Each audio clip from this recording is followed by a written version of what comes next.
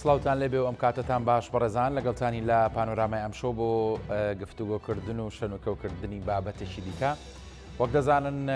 لە سەروەختی جیاکردنەوەی و هەژمارکردنی دەنگدانی تایبەتین بۆ هەڵبژاری ئەنجومەنی پارێزگاکانی عێراق کە ئەمڕۆ بەشێکی ئەو دەنگانە لە پارێزگا جیاوازەکان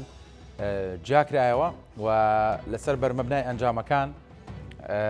باس لەوە دەکرێت کە یەکێتی نیشتیمانی کوردستان کورسێکی دیکەی مسۆگەر کردو لە پارێزگای کەرکووک لەسەر ئەنجامی دەنگەکان کە ئەمە تاکو ئێستا زانیاریە و دەکرێت لە دوای تەواوی هەژمارکردن و جیاکردنەوەی دەنگدانی تایبەت بە فەرمی کۆمیسیۆنی باڵای سەربەخۆی هەڵبژاردنەکان ئەمە ڕابگەیەنێ واتە یەکێتی نیشتیمانی کوردستان دەبێتە خاوەنی 6 کورسی لە ئەنجومەنی پارێزگای کەرکووک کە ئەمە گرنگی و بایەخی هەیە یەکەم جار بۆ پێگەی یەکێتی نیشتیمانی کوردستان و دوایی تریش بۆ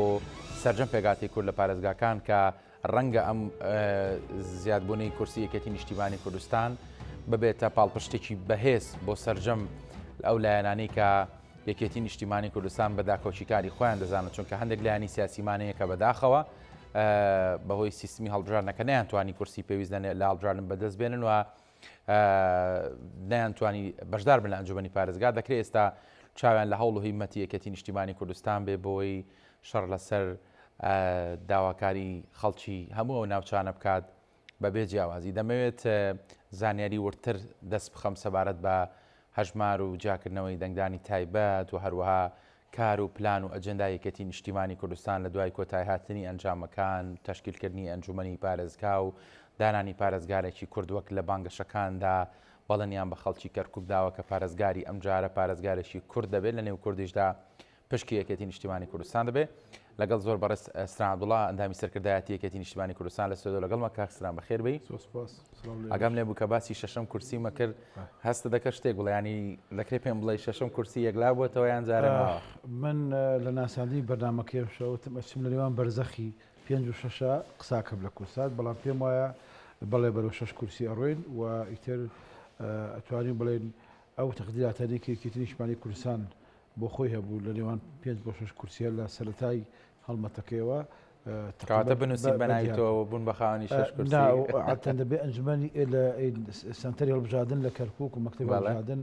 لە تەرەفێکی ئەعلانی کرا و کۆمیسیۆنیش لە تەرەف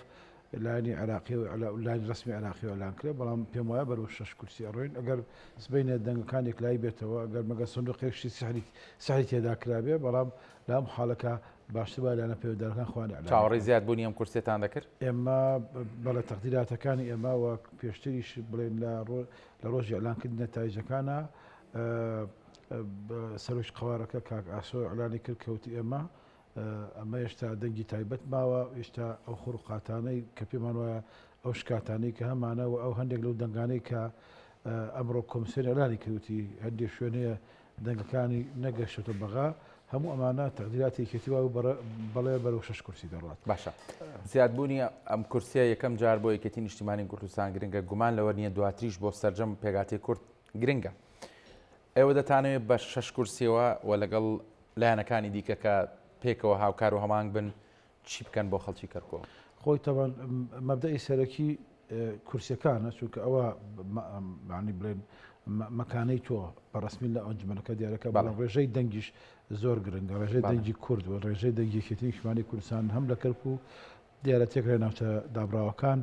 بۆ یەکێتی نیشتیمانی کوردستان و بۆ کوردیش بۆ بزنەوەی کوردیش جێگەی دڵخۆشیە لەبەرەوە ئەمە دیوێکێتی بەڵام ئەگەر ینی لەسەر ئیشەڵا لەسەر ساغە بیتەوە 6 کورسی بێ ئیتر ئەبێ دوای تەزدیقی نەتایجەکان گفتوگۆ دەست پێ دەکات لە یەکێتی نیشتیمانی کوردستان لەگەڵ لایەنەکانی تر لە کەرکووک تەبان لایەنەکانی تر بریتین لە چی لە حەزبە سیاسیەکانی تر وەروها لە پێکاتەکانی تر هەم یاسای هەڵبژاردنەکە ئەم یاسای هەڵبژاردنە تەشویقەوەی تێدایە کە لایەنەکان ئەبێ بگیتە بەرچاو هەم سیاسی یەکێتی نیشتیمانی کوردستان بەو ئاراستەیە یعنی سیاسی یەکێتی نیشتیمانی کوردستان سەرۆکی یەکێتی نیشتیمانی کوردستان لە میتینگە گەورەکەی کەرکووکە ڕایگەیاند ئێمە وتی ئێمە چەپکە گوڵەکەی مام جەلال ڕەچاوەکەن ئێمە وەکو خەڵکی تر نابین کە لە 6 ساڵی ڕابردووە تاکلایەنە حکومی کەرکووکیان کردو بەوە کارش بە ئاساڵتیش نانی بڵێن ئەوە نیە بە مافێکی بەدەستیان هێنابێ ئێمە وا ناکەین ئێمە سیاسی یەکێتی هەر بەعام لە عێراق و لە کوردستانە سیاسی یەکێتی سیاسێکی ئیتلافیە واتە یعنی ناوەکی ناوێکی نیشتمانی کوردستان تعبیر لێ پێکەوەی بوون هەم تعبیر لە فیدرالیەت واتە پێکەوە یعنی بەتەنیا نییە با بڵێن حەزەکە لەگەڵ لایەنەکانی ترا کار پێکەوە و پێشمان وایە ئەمە جگە لەوەی سیاستیکێتیە لایەنێکی ڕەهندێکی یاساییشی تیا یاسای ئەم هەڵبژە ئەو یاسایی کە ئەم هەڵبژانیە لەسەر بیناکراوە جێبەجێکراوە و کاتی خۆشی کە ئیقرار کرا زەجە و مناقشەی زۆری لەسەر کرا بەڵام ئەم یاسایە خۆشی تەشویقی ئەوە دەکات کە ئەبێ هێزەکان یعنی پێکەوە حکوومەتێک پێگەن احترامی بەشی هەموو لایەنەکان بکرێ بۆ لێرەش مەقسەدی پێکاتەکانەواتە نەتەوەکان و گروپەکان مەقسەدی ئەوەیە زیاتر تاوی مەقسەدی حزبە سیاسەکان بێ بەڵام بێگومان لە کەرکووک حزبە سیاسەکان تعبیر لە پێکاتەکانەکەن بۆیە یەکێتی نیشتمانی کوردستان احتمادن لەسەر ئەو نەتایجانی کە هەیەی احتمادن لەسەر ئەو یاسایی کە ڕەچاوەکە وەلا هەمووشی گرنگتر احتمادە لەسەر مەبادیەکانی خۆی پێی خۆشە حکوومەتی داهاتوو حکوومەتێک بێ هەموو لایەنەکان بەشداری تا بکە چ لە ئەنجومەنەکە و چ لە ئیدارەکەی کە دروست دەبێت و بەڵام مەبدە ئەسەرێکی کەشەوەیە کە دیارەکە یەکەم دەنگی هێناوە زۆری دەنگێنەوە زۆری کورسی هێناوە ئەوە پارێزگار بە ئەستەخای خۆی دەزانێت ئەوە یەکێتی نیشتمانی کوردستان پێم وایە پارێزگار دەکات پێشنیارەکات کە مای قبول بێ لایەنەکانی تر پێکاتەکانی تر بوو ئەوەی ئیشەکانی کە ئەو نەتیجەی بۆم هەڵبژاردنە بۆی کراوە ئەو بەرنامەیەکی یەکێتی نیشتمانی کوردستان لەم هەڵبژاردنە هەیەی بتوانێت بە ئەرخەیان بێت کە بە ڕێشەوەیکی ڕێکوپێک جێبەجێ دەکات. بەڵێنتان بە خەڵکی کەرکووکداوە پارێزگاری ئەم جارە کورد بێت و کۆتایی بەم دۆخە ناخۆش و ناسەقامگیرە و خۆسە پێنێ بێنن کە ئێستا هەیە لەسەر چ میکانیزمێک ئەم بەڵێنە جێبەجێ دەکەن لەسەر وەکوتب لەسەر ئەو سێ قاعیدەیە یەکەم دەنگەکانی یەکێتی نیشتمانی کوردستان دووەم کورسەکانی یەکێتی نیشتمانی کوردستان سێەم لەسەر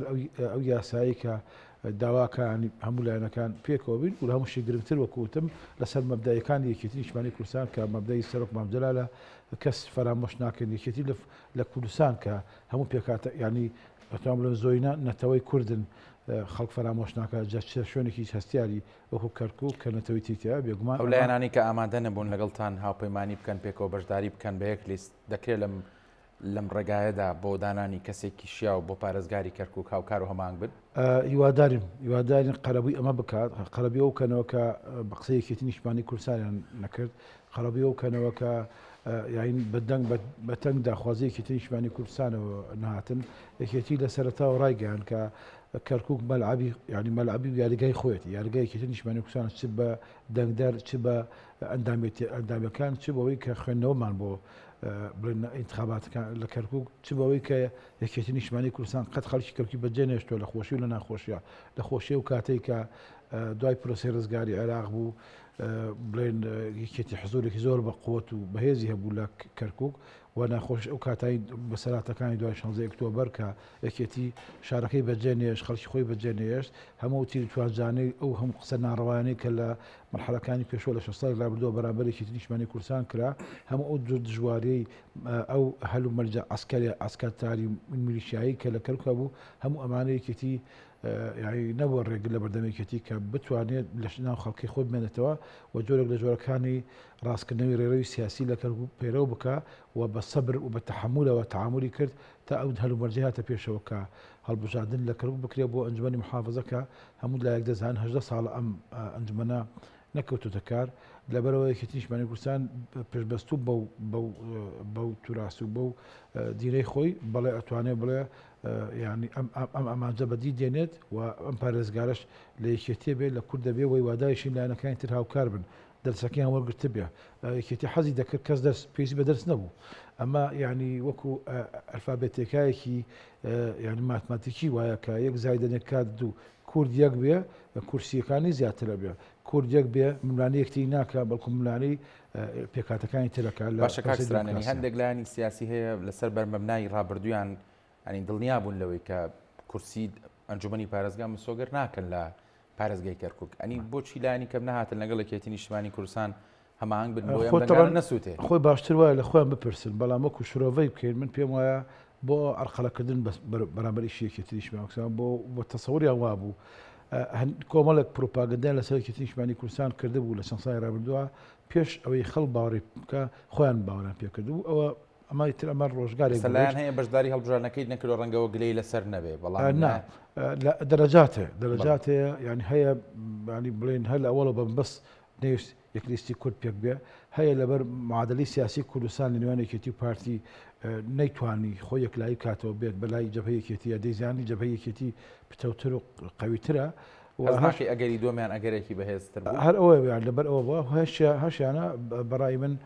ینی موقفێکی باشیانە بوتیان بڕۆن دەنگ بدەن بە کورد لە ناو سەردابراوەکان و دیاریشە مەیل لە سیاسەکان بەلایەکێتی نیشتمانی کوردستانە بوو و لە هەمووی گرنگتر لە هەمووی نیشتمانی تر لە هەمووی جێگەی حرمەتگرتن و تەقدیرگرتن حزبی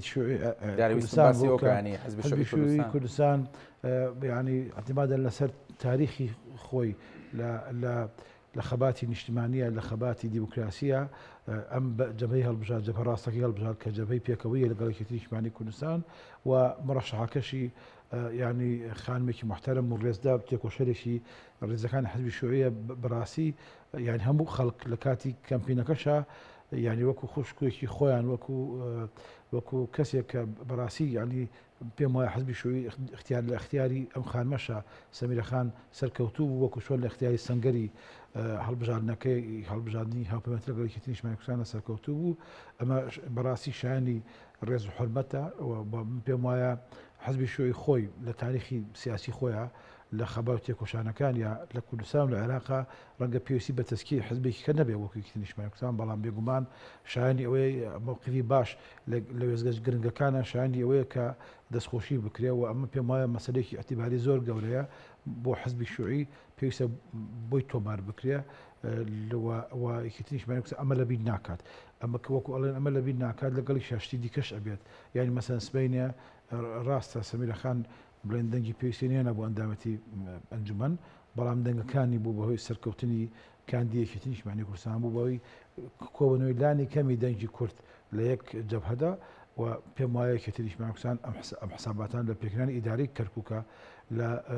لە زیاد لە جەبهەیەکی سیاسی کە یەکێتی دەستی بڕوا من پێم وایە ئەم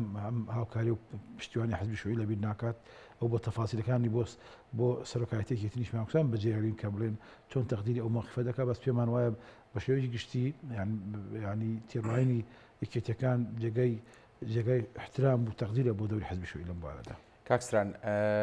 بە هیچ بژاردەیەک نییە لە بەردەمەوەی جگەلەوەی کە پێویستە کورد و کورد پێکەوە ڕێک بکەون تەبابن لە کەرکووک و دوای تریش کورد و لایەنەکانی دیکە خۆ ئەگەر خوانەخواستە گرفتێک گیان لەمپەرێک دروست بوو وەک چۆن ئێستا بینیمان جەنابەت بە نیگەرانیەوە باسیەوەکەی ئەو لایەنانی کە تۆ دەڵی دەبێت دەرسیان لێ وەرگرت پێیان دەرسیان وەرنەگرت پێیانی بژاردەیەکی دیکە هەیە لە بەردەمێکێتی نیشتیمانی کوردستان و لایەنی براوی کوردی لەو پارێزگاکە بژاردەی سەرەکی بۆ یەکێتی نیشتیمانی کوردستان کاک بابل لە پێش ینی لە یادی ساڵۆژی شەید ئاکامان ڕایگەیان کە ئێمە دەستی هاوکاری و پێکەوەی بۆ لایەنەکانی تر درێژەکەین لە کاتی گفتوگۆکانی تەمان بۆ لە کاتی میتینگەکەی هەمانەوە شتەی دووبارە کردەوە کە ئێمە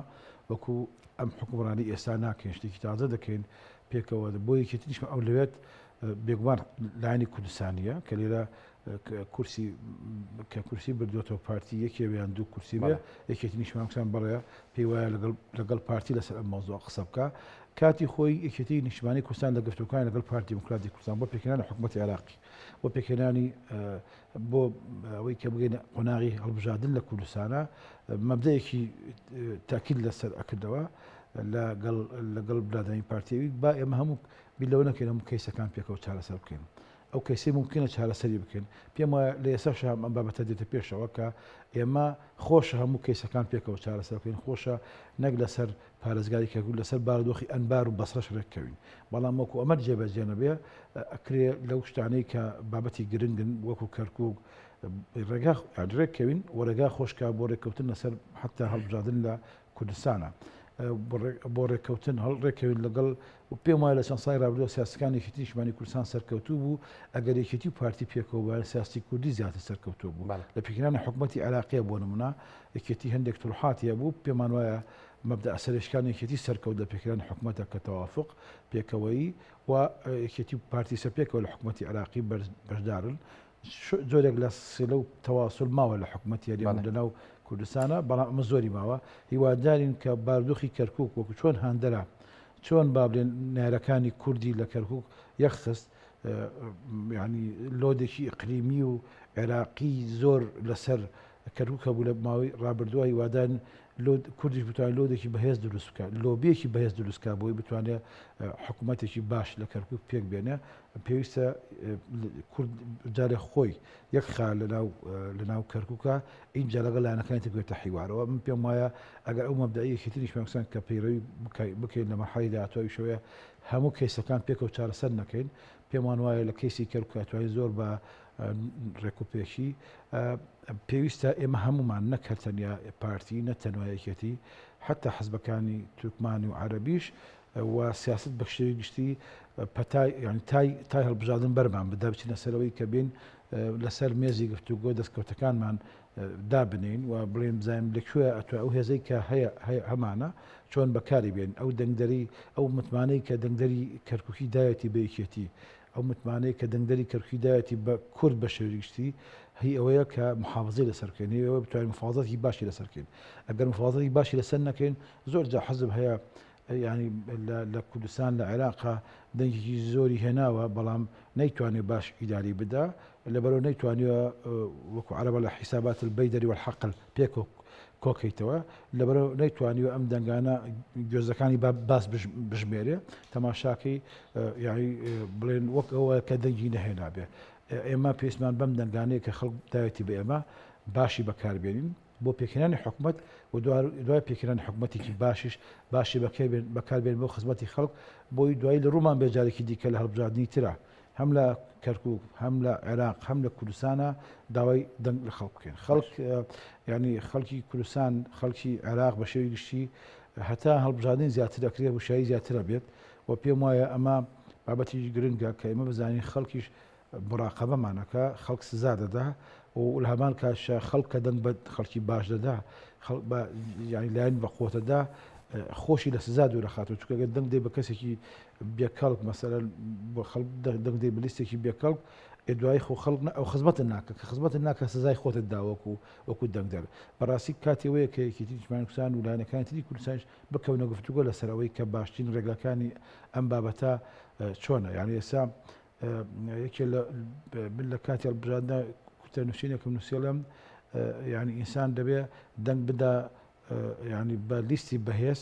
دەنگ بدا بە لیستێکی خزمەتگوزار کە کاندیدەکانی باشن ڕەنگە مەسەلەن لە هەموو عێراقا بانەڕێن تەنیا لە کوردستان هەڵبژاردنەکانی کوردستان هەموو پارێزگەکانی عێراقا خەڵکی متەمەکنیش هەبوو بێ بەڵام کە لیستێکی بە قوتی لە پشتەوە نەبێ مسۆگە نابێ لە قورئانە لە ئەدەبیاتی ئیسلامیە شتێکە القەوی الئەمین واتە کەسێک هەرەوە نییە بڵێن کەسێکی جێمتمانە بێ بەڵکو پێویستە کەسێکی بەهێزیش بێ ئەمەی جێبەجێکە پێمان وایە یەکێتی نیشتیمانی کوردستان ئەو لیستە بەهێزە بوو لە کەرکووک دەیتوانی ئەو وعدایی دەدا جێبەجێ بکە خەڵک ئەتوانێت وعدی زەرد و سوور بدا لە کاتی هەڵبژاردنە بەڵام کە نەتوانێت جێبەجێکە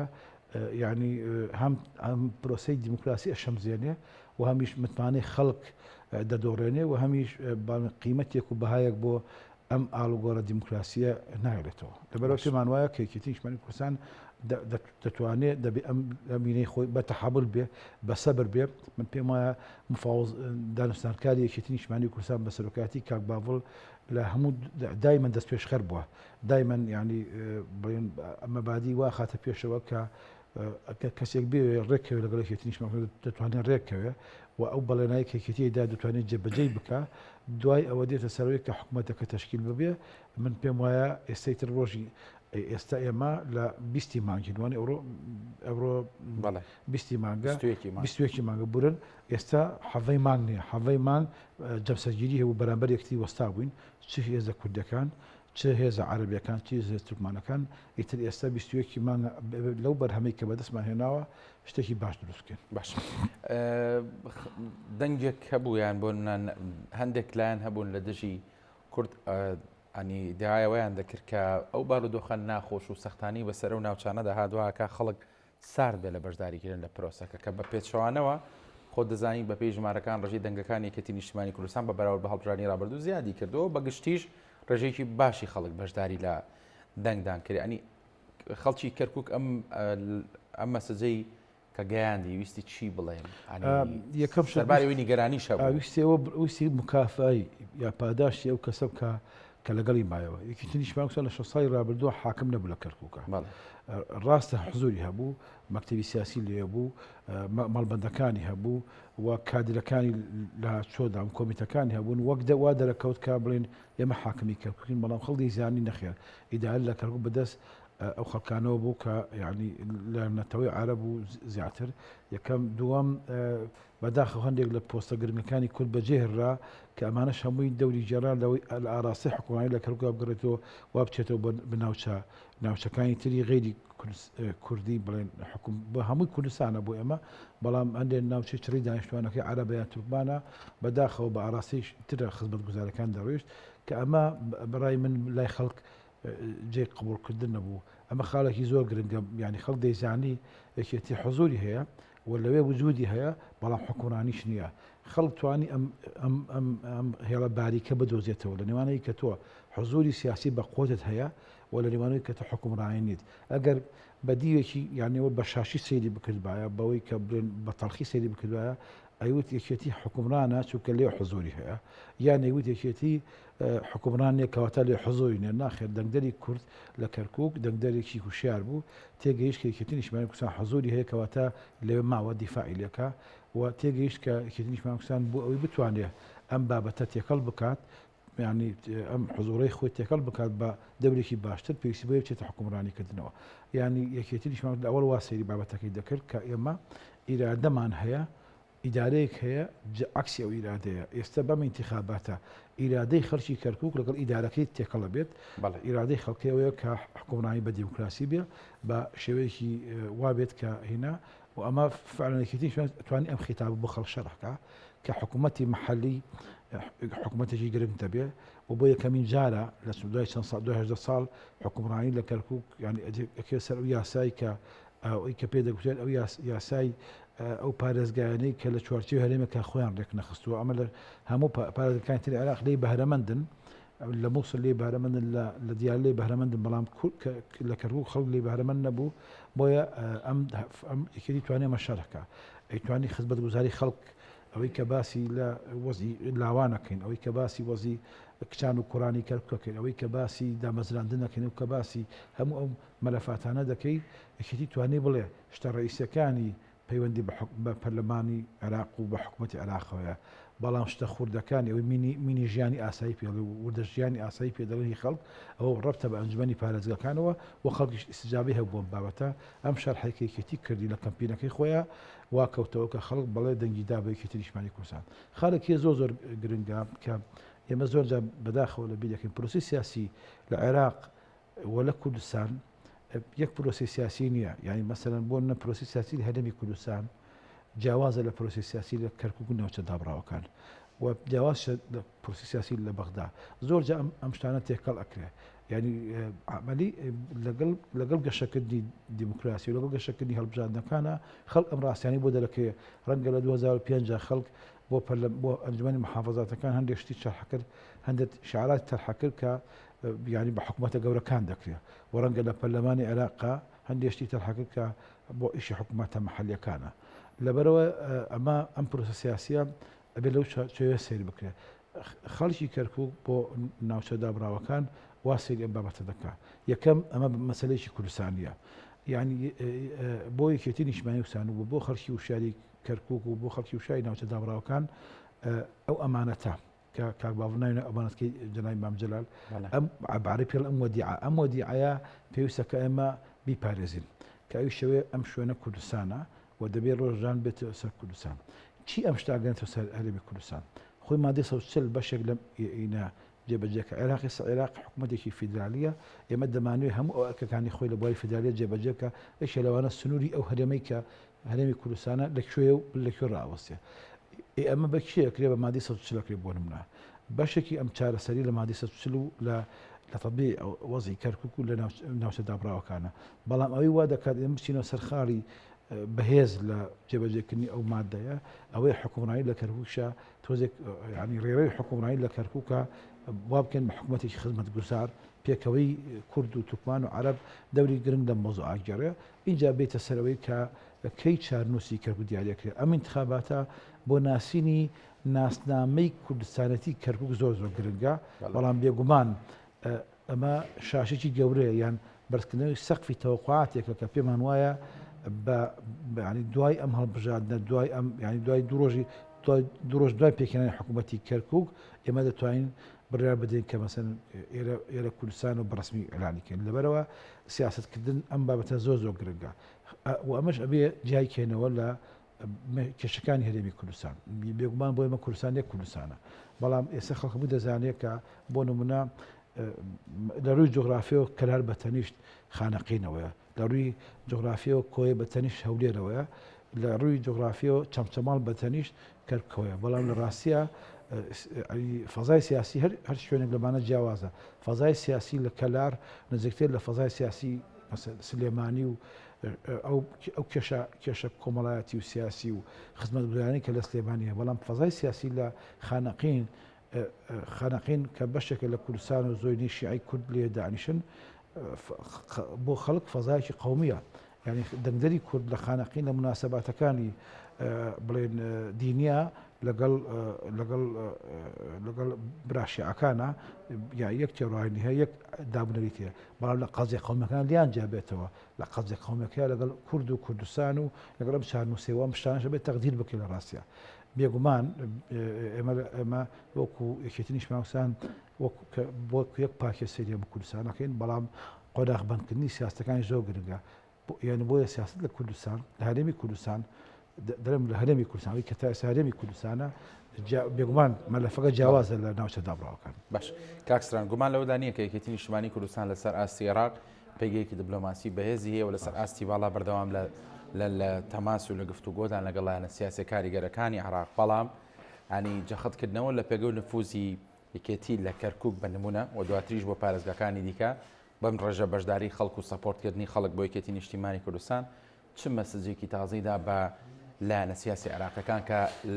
لەسەر مەسەلەی حسابکردن بۆ پێگەی یەکێتی کە زیاتر وەشیار بن یەکێتی نیشتیمانی کوردستان قۆناغی شۆکێک هەبوو کە دوای وفاتی جەنابی مام جەلال بوو هەتا کاتێک خۆی گرتەوە بە دووسێ جەولە خۆی گرتەوە ئێستا یەکێتی نیشتیمانی کوردستان یەک خیتابی سیاسیەیە یەکێک لە ئازادیەکانی یەکێتی نیشتیمانی کوردستان لە گەرمەی گفتوگۆکردن لە هەڵبژاردننی ئەنجومەی نوێنەرانی عێراق کۆنگرەی خۆی بەست و ئەو کۆنگرەیە شەرعەتی دا بە هەنگاوە دیبلۆماسیەکانی لەمە پێشی سەرۆکی یەکێتی نیشتیمانی کوردستان کاک بابڵ و ئەرخیانی کرد پێی وت بڕۆ بۆ پێشەوە ئەم ئەرکانی تریشی کە لەسەر شانتە و کە گوتە ئەستۆی خۆت تەواو بکە بۆیە خەڵکی کەرکوویش وەکو ینی پاداشتی ئەم یەکریزەیە یەکێتی نیشتیمانی کوردستان ئەم دەنگە باشیان دا بە یەکێتێک کە لێی متمانیان پێە من پێم وایە لە مەرحەلەی داهاتووە دیبلۆماسیەتی یەکێتی نیشتیمانی کوردستانیش لەبەری ئەم دەنگە زۆرانە خواتەوە کە لەم ناوچە دابڕاوانە هێناومانەوە جارە خۆی لەخۆیان پرۆسی کردووە ڕێژێکی دەنگ بەهێنی حرمەت زیاترکرد ناو خەڵکە بە تایبەتی بۆ شوێنە هەسا ئەستیارەکانی وەکو ناوچە دابڕاوەکان کە مەلەفێکی ئیقلیمی و عێراقی و کوردستانیشە ئەنی زیاد لە بڵێن شەپۆلێک ڕوو لەم ناوچە دابڕاوان دەکەم پێم وایە یەکێتی نیشتیمانی خۆش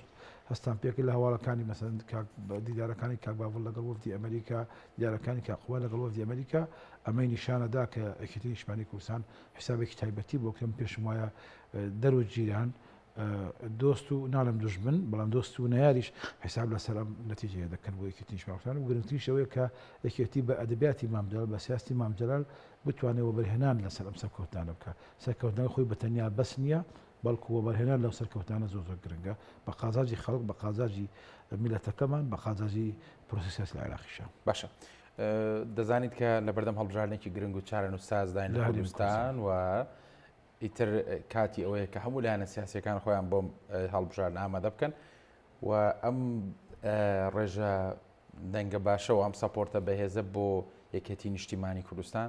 چ کاریگەریکی پۆزتیڤ دروست دەکا بۆی بەدەستپێکێکی بەهێز کاریگەری دروست دەکا لەبەرەوەی یعنی خەڵکی ناوچە دابڕاوەکان بەشێکن لە خەڵکی کوردستان و خەڵکی بڵێن هەرێمی کوردستانیش ئەم سەرکەوتانە دەبینن یەکێ لە گلەیەکانی خەڵک لە هەرێمی کوردستان هەرەوە نییە کە بڵێن موچە و گۆزەران ژیانی خەڵخەباتی ینی خەڵخەباتی کردو بۆ تەواوەتی کوردستان مافی چاری خۆرسین بۆ هەم خەڵکی کوردستان ڕاستە ئەولوێتەکان گۆڕاون وەکو باسمان کرد بۆ نمونە ڕەنگە گوزەران ژیان بۆ خەڵکی سلێمانی بۆ خەڵکی هەولێر بۆ خەڵکی بادینان بۆ خەڵکی گەرمیان یعنی کە ئێستا کێشە هەیە کێشەی موچە و ژیان و گوزەران هەیە ئەولوێتێکیان تایە بەڵام ئەمە ئەولوێتە ئەی دووەمێتی و سێمێت و چوارەمێتی شتی ترچی ئەوانەی تش گرنگن خەڵکەیە لە ئێمە نابێ ئەم شتەش لەبیر بکەین يعني مثلا اللي واشركو خلشي كركو لكركو شهيد بوا اي حسين منصور كخلشي خانه خينات ولا لكركو شهيد بوا اي لواء كمال اي صلاح دلماي لكاتي برنجاي شري داعش اي وهزاران بيشمقي كخلشي شو النجاجه كان كردستان لكركو شهيد بنو اخوان بكردا وبكرهو اما ديوي مثلا كردستان درخات بويا بيقومان تاسيل لسر خلق حزكا كيتنيش معني كردستان هێزێکی متمانە پێکراوە لەوێ دەنگی بەدەستێنەوە من پێم وایە ئەم جارە خەڵکی زۆرتر متمانە بە یەکێتی نیشتیمانی کوردستانە دەن لەبەرەوەی ئەگەر ئێمە سەی منطقەی نفوذ یەکێتی نیشتیمانی کوردستان کردن لە هەموو شوێنێکی هەرێمی کوردستان خەباتی کرد وەزگەر ناوچە دەبڕاوەکان ئەگەر لە چەند ساڵی ڕابردووە وەکو باسم کرد زمانی پاشەکشێ جۆرێک لە جۆرەکان بەهۆی هەلومەرجی ناوخۆیەکێتیەوە بەوەی کە ئینشقاقاتانی کە ڕوویاندا یەکێتی نیشتیمانی کوردستان دەرگەکانی پەرتە بوون پێمان وایە ئەمجارە بێ کۆیان کاتەوە یەکێتی کە مادەم ناو خۆی کۆ کردەوە حزبێکی یەکدەستیەیە سیاسێکی هەیە سەرۆکێکی هەیە کە جێگەی ئومێدی خەڵکە سەرۆکی ناو خەڵک ینی لە بەردەوام ناو خەڵکایە ئەمە بێگومان ئێمە دەمانوێت وەبرهێنایی تا بکەین بۆ ئەوە ناکە دەنگی زیاتر بێن وەکوتم دەنگی زیاتریش بێن بۆچی باشە بۆ باشەکە بۆ خەڵکی کوردستانی بەکاربێن ئەس ناکەی بۆ منە دەنگی زیاتر بەرپرسیارەتی زیاتر دێنێت پێم وایە یەکێتی لە ئاستی بەرپرسیارەتیە یەکێتی نیش ماوەسان دەنگی کەم بوو ئەو بەرپرسیارەتی خۆی لەبیر ناکرد ئیجاگەر دەنگی زیاتر بێ دەنگی بێگومان ئەگەر کورسی زیاتری بێ دەنگی دلێترە بێ بە دەنگی خەڵک دەنگی دلێرە بێتەوە دەنگی دلێرە بێ لە پێکردنی حکوومەتی داهاتوی کوردستانە دەنگی دلێرە بێ لە پێکردنی پەرلەمانی داهاتوی ئەو هەموو گلەیانی کە خەڵک لە پەرلەمان هەیەی سەبەبی چیە سەبەبەوەیە کە ڕەنگە عملی سیاسی لە هەرێمی کوردستانە بەهۆی غیابی تاڕادەیەکی یەکێتی یان ڕێژەی کورسەکانی یەکێتی لە پەرلەمانی کوردستانە یانی نەمانتوانێت قوت و سوخەڵ بدێن بە پەرلەمان یان قوت و سوخەڵ بن بە دەستگا قەزایەکان بۆ نمونە ئەمە پێمان وایە دەنگێکی باش ئەهێنین لە انتخابای داهاتوو بە نەبێتە پێشوەختی ینی بڵێن جاردانێکی پێشوەختە بەس ئەمە جێگەی مەکانەیەکی نیشتیمانی کوردستان پتەوترەکان لە هەرێمی کوردستان و یەکێتی نیشتیمانی کوردستان دەتوانم بڵێم يعني اما خوێندنەوەیە پێشەوەی وعدیش بێ پێم وایە یەکێتی نیشتیمانی کوردستان بەم سەرۆکایەتی ئێستایی بەم سەرۆکایەتی کاک باڤڵ ئەم متمانەیە کە ئەگەر بەدەستی بێنێ خەسای نادا یعنی خەسای نادا و وای بەکاردێنێ کە لە قازاجی خەڵکی کوردستان بێ ئێمە بە 18 کورسیوە لە پەرلەمانی عێراقا داهۆکی سەسەختمان لە مافەکانی گەلی کورد ئەگەر 18 کورسی نەبووە زیاتر بۆیە شتی کەشمان دەکرد پێمان وایە لەم لە پەرلەمانی هەڵبژاردننی پەرلەمانی کوردستانیشە هەتا کورسەکانمان زیاتر بێ دەنگی یەکێتی درێترە بێ و ئەجندا و پاکیجی ئیسلاحاتەکانی یەکێتی نیشتیمانی کوردستان لە بۆ خەڵکی کوردستان بۆ چارەسەرکردنی ئەو کێشانەی کە لە کوردستانە هەیە یعنی بەقوترە بێ